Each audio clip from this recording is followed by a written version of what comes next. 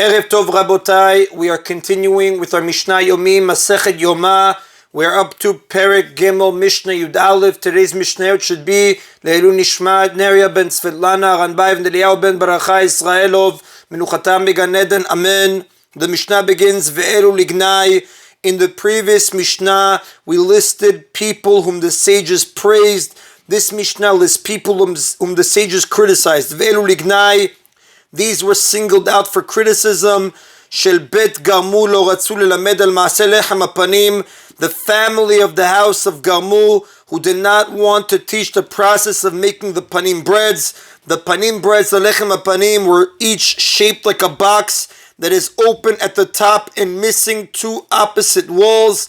Because of its shape, even skilled bakers could not remove it from the oven without breaking it. Only the family of Garmu knew how to do this, and they refused to share their expertise.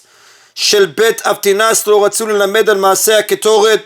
The members of the house of Avtinas, who did not want to teach the identity of the grass they used in making the ketoret that caused its smoke to rise in a straight column rather than disperse like ordinary smoke. The families of Garmu and Avtinas claimed that they refused to teach their methods because they were concerned that someone might use them for idol worship. But the sages did not accept their explanation. Hugros ben Levi haya yodea perek b'shir v'lo ratza lelamed. Hugros ben Levi, who knew a special way of singing that involved manipulating his mouth with his fingers, but he did not want to teach it. Ben Kamtsar lo ratza lelamed al maaseh haktav. And Ben Kamtsar, who did not want to teach the process of writing the four-letter name of Hashem, in which he tied a quill to each of his four fingers and wrote all the letters at the same time. By writing in this way, there is no concern that the scribe might speak in the middle, which is forbidden. Ala Rishonim ne'emar, regarding the first people who were mentioned in the previous Mishnah, it is stated in Mishlei chapter 10, Pasuk 7, Zecher latzadik livracha. The memory of a righteous person is for blessing. Va'elu ne'emar. And regarding these people who are mentioned in our Mishnah, it's stated there, V'shem reshaim yelkav, in the name of the wicked shall rot. And that is in Rabotai of Perek Gimel Mishnah Yud Aleph. We continue now with Perek Dalid Mishnah Aleph. The Mishnah returns to where it left off at chapter 3 Mishnah 9, which stated that the Kohen Gadol approached the Nikanor gate in the eastern wall of the courtyard, where there were two he-goats and a wooden box that contained two lots. Taraf bakalpi ve'ela shne goralot. He snatched from the lottery box and drew the two lots, one in each hand. The Kohen Gadol was required to grab the lots quickly so that the lottery would be random. If he had time to tell which lot was which by feeling the letters engraved on them, he might be tempted to take the one for Hashem in his right hand, because that was seen by the people as a favorable sign. Echad katuv alav l'Hashem ve'echad katuv alav la'Azazel.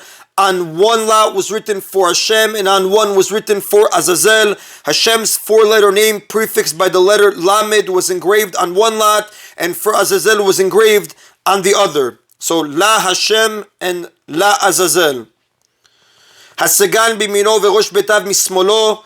When the Kohen Gadol drew the lots, the deputy Kohen Gadol stood on his right, and the head of that day's family of Kohanim stood on his left. Again, just to explain previously what we said, with the one lot was written for Hashem, one was written for Azazel. The word Azazel means a high cliff, as Rashi explains in Sefer Vayikra, chapter 16, Pasuk 8. The goat selected for Azazel was thrown off a cliff to atone for the sins of the Jewish people. The procedure is described in chapter 6. But again, returning to what we were saying, when the Kohen Gadol drew the lots, the deputy Kohen Gadol stood on his right, and the head of that day's family of Kohanim that we spoke about earlier in chapter 2, Mishnah 1 in the notes, stood on his left.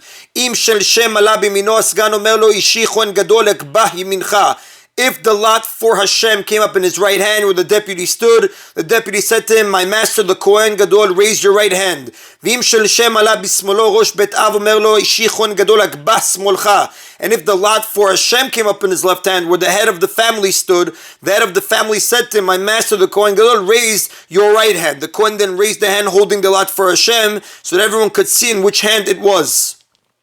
Nitanal al shnei asirim, he put them upon the two he-goats, meaning he put the lot in his right hand upon the he-goat to his right, and the lot in his left hand upon the he-goat to his left. V'omer la'Hashem hatat, and when he placed the lot for Hashem on the appropriate goat, he said for Hashem a hatat offering. Now the Kohen Gadol uttered the name of Hashem the way it is written, Yud Kei Vav Kei, rather than the way it is usually said, the Shem Adnut. Rabbi Ishmael says, Lo yatzich lomar chatat ela laHashem. He did not have to say the words a chatat offering, but merely for Hashem. The Rav tells us the halacha does not follow the opinion of Rabbi Ishmael. When he said the name of Hashem, the people answered after him. Blessed is the name of his glorious kingdom forever and ever. That is in Rabotav today's Mishna Yomi. Baruch Adonai Leolam. Amen v'amen.